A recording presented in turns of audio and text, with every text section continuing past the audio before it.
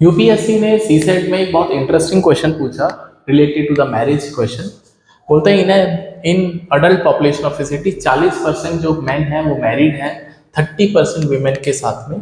So what is the total percentage of the married in the total population. बाकी सब ये दे रखा है, एक आदमी एक ही से शादी करेगा, एक औरत एक से शादी करेगी, ब्ला ब्ला ब्ला। तो आपके पास मान लेते हैं मैन जो है वो 100 मैन है और वीमेन जो है वो 100 वीमेन है, राइट, टोटल पॉपुलेशन में।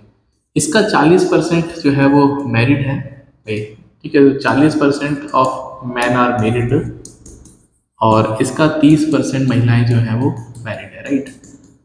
तो एक चीज नोटिस करने वाली है, इसका 40 एम हो जाएगा और इसका 30 डब्लू हो जाएगा। अब एक बात सोचो, अगर 3 आदमी मैरिज हैं या मैरिड है 3 वीमेन से, तो इसका मतलब मैन और वीमेन जो मैरिज होगी एक दूसरे के वो इक्वल होगा। मतलब क्या है कि 40 आदमी और 30 वीमेन जो है बराबर होने चाहिए इन नंबर। तो यहाँ से एम और डब्ल्यू का रेशियो आ जाएगा 3/4।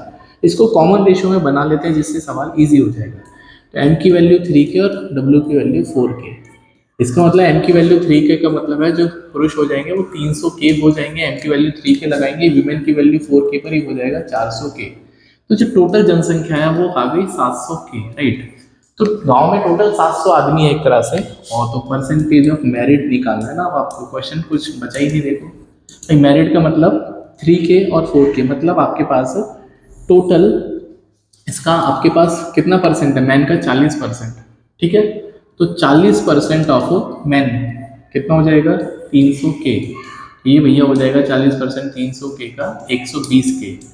तो 120 यदि पुरुष विवाहित है तो 120 महिलाएं भी होंगी। तो जो टोटल मैरिड हो जाएंगे 240 के, क्योंकि जितने पुरुष विवाहित है उतनी महिलाएं भी होंगी। तो डबल करना पड़ेगा, डिवाइड बाय 700 के इंटू 100। तो ये मोटा मोटा जो निकल के आ जाएगा 7 या 21, और बचेगा आपके पास 7 चौके 28, करीब 34%। और ऑप्शन नंबर सी आपको दिखेगा यहाँ पे, करीब 34% के आसपास का राइट आंसर, राइट। तो ऐसे ही खूबसूरत सोल्यूशंस के लिए आप सिलेक्शन क्लासेस को सब्सक्राइब करें। मिलते हैं नेक्स्ट शॉट।